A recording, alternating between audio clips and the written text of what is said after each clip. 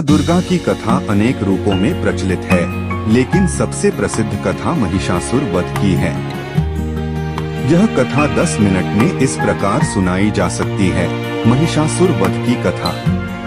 प्राचीन काल में महिषासुर नाम का एक असुर था, जिसे भगवान ब्रह्मा से अमर होने का वरदान मिला था। परंतु उसने चालाकी से यह वरदान मांगा कि उसकी मृत्यु किसी स्त्री के हाथों ही हो सकती है। उसे विश्वास था कि कोई भी स्त्री उसे पराजित नहीं कर सकती।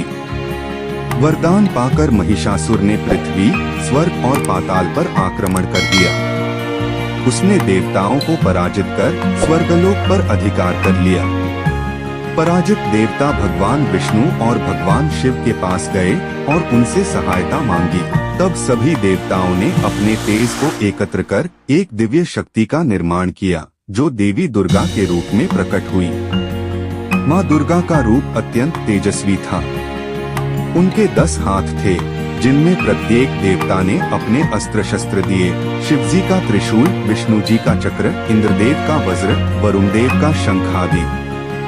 महिषासुर ने जब माँ दुर्गा को देखा तो उसने उनसे विवाह का प्रस्ताव रखा।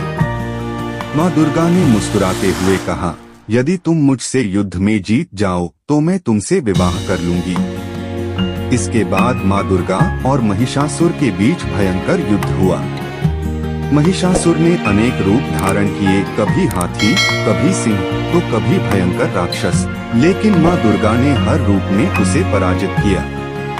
अंत में जब महिषासुर भैंसे के रूप में आया तो माँ ने अपने त्रिशूल से उसका वध कर दिया। इस प्रकार माँ दुर्गा ने धर्म और सत्य की रक्षा की और देवताओं को उनका स्वर्गलोक वापस दिलाया।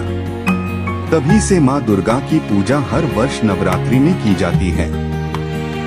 शिक्षा। इस कथा से हमें यह सीख मिलती है कि अधर्म और अहंकार का अंत निश्चित है और सच्चाई की सदा विजय होती है।